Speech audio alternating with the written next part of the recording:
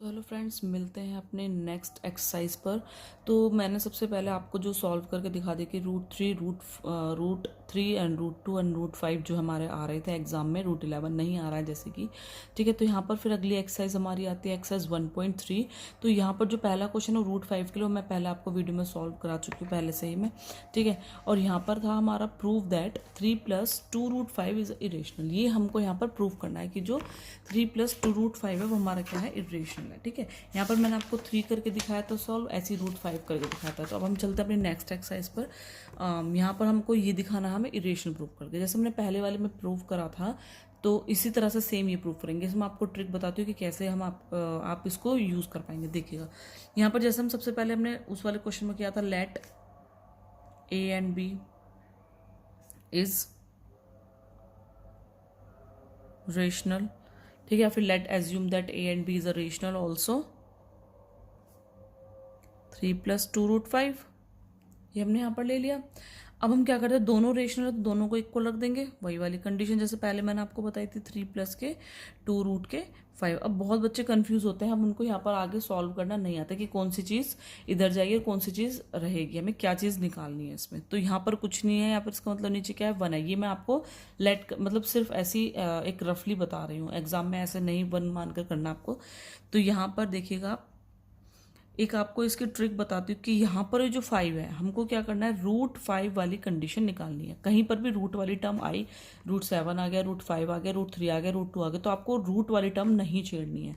आपको देखो, रूट वाली टर्म आपको नहीं छेड़नी है, ये एज इट इज़ आपकी यहीं रहेगी। ठीक है, रूट वाली टर्म आपको नहीं छेड़नी है। और अभी देखिए, यहाँ पर रूट के साथ क्या आ रहा है, आपका 2 है, ये इसके साथ बिल्कुल चिपका हुआ है। ठीक है, इसके बीच में ना प्लस आ रहा है ना माइनस आ रहा है, तो ये अभी इसने इसको रूट 5 ने इसको पकड़ा हुआ है। ठीक है, तो अभी हम इसको नहीं ले जा सकते, ये बिल्कुल अलग बैठा है, तो ये जा सकता है।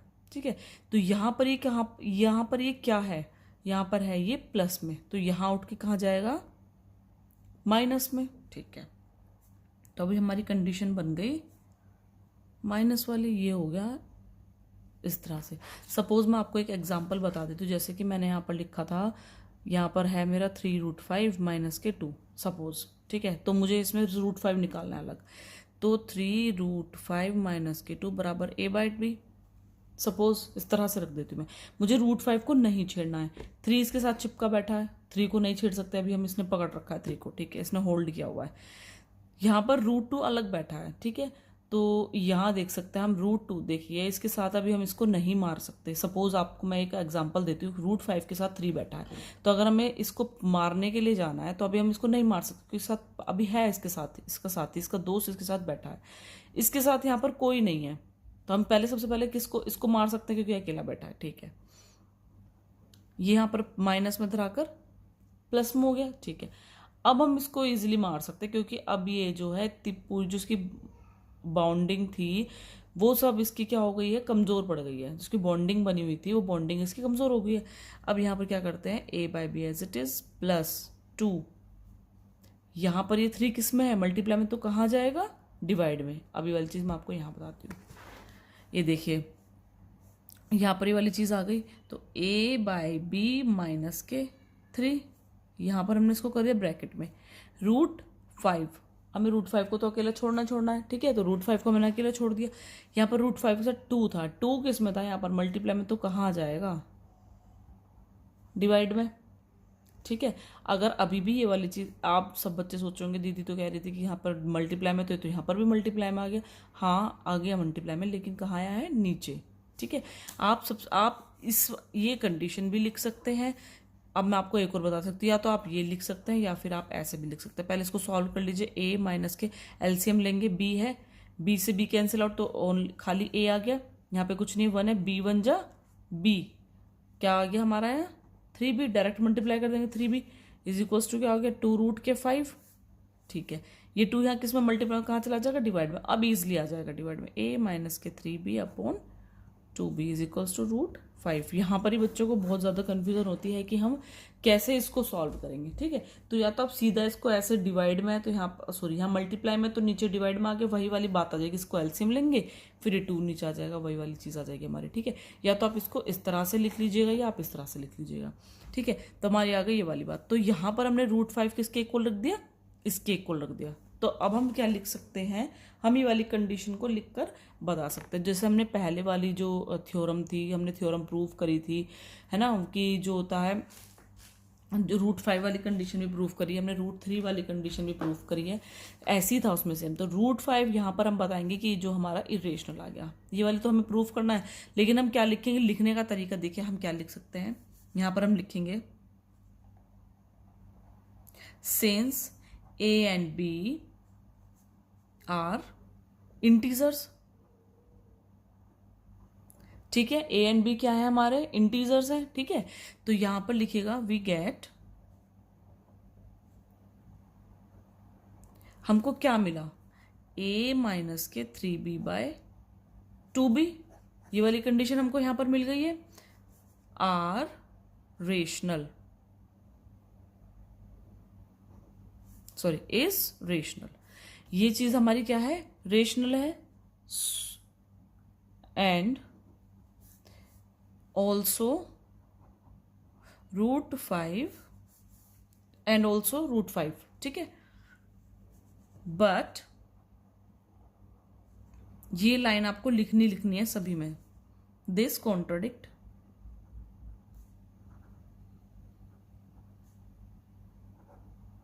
Fact that,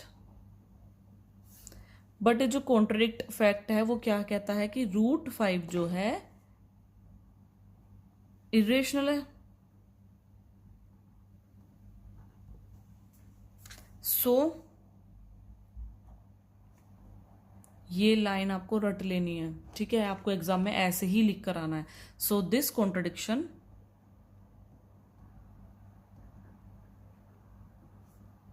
has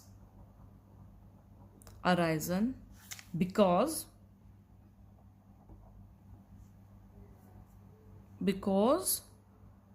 our incorrect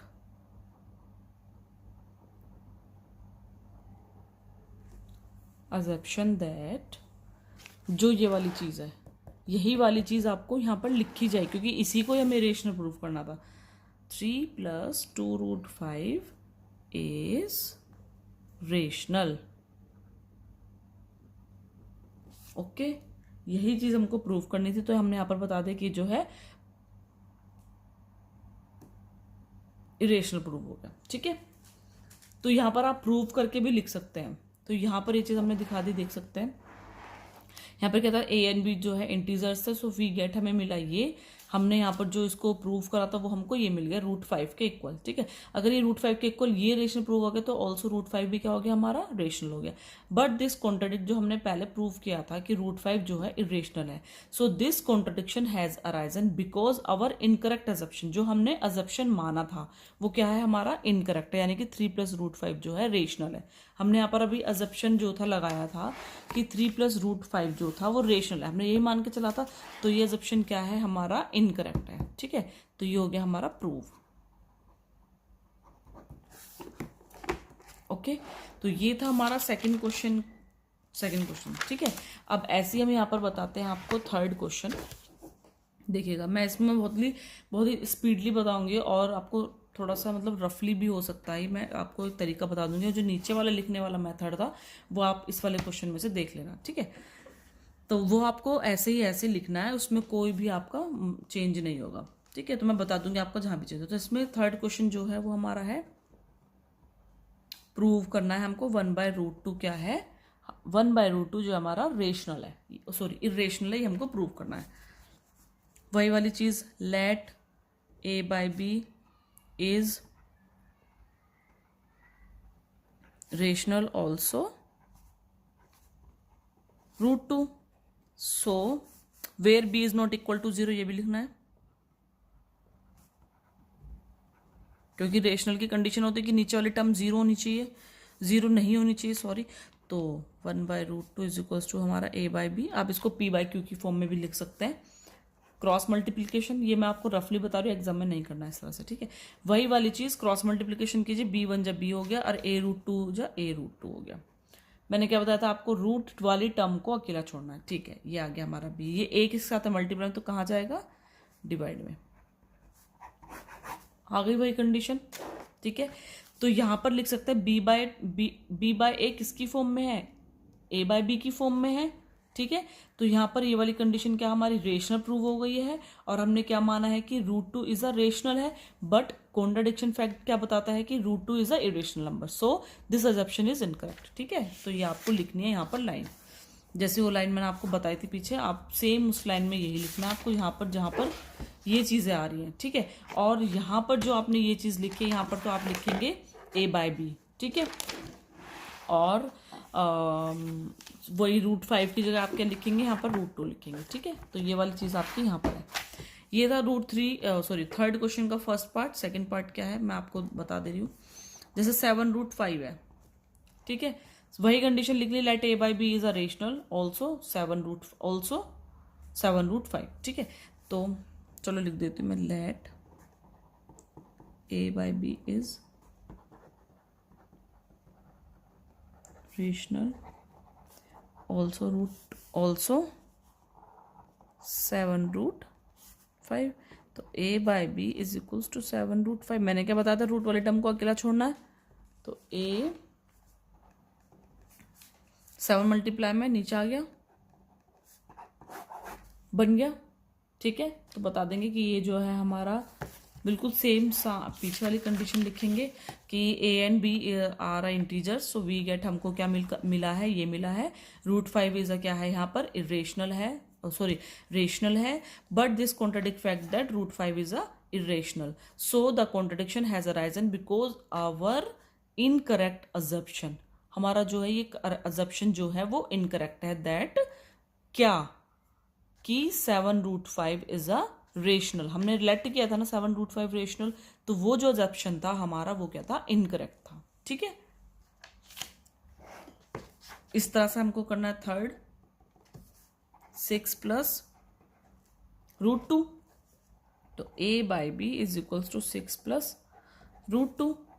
a/b यहाँ पर प्लस में है तो यहाँ कहाँ जाएगा, प्लस में इधर आके क्या हो जाएगा, माइनस में। तो आ गई ना हमारी कंडीशन। आप इसको और भी सॉल्व कर सकते हैं, a - 6b/a ऐसे भी लिख सकते हैं, यहाँ भी छोड़ सकते हैं। आप ऐसे लिखेंगे तो ज़्यादा अच्छा रहेगा, ये लिखेगा आप यहाँ पर, ठीक है।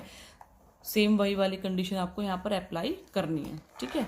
जैसे कि देखिएगा, जैसे मैंने सपोज करो आपको क्वेश्चन दिया 7 + 6√3 सपोज, तो आप इसको कैसे लिख सकते हैं, a/b is equals to 7 + 6 example बता रही हूँ मैं आपको। तो a/b सबसे पहले इसके साथ तो ये है ना, अभी इसके साथ ही बैठा है तो इसको हम नहीं मार सकते, ये अकेला है, प्लस में इधर आकर माइनस में हो गया। अब यहाँ पर a/b -7, अब ये अकेला हो गया है क्योंकि इसके साथ वाला जो साथी था वो भी चला गया है। अब यहाँ जो है 6 किस में मल्टीप्लाई में, तो कहाँ जाएगा, डिवाइड में, ठीक है।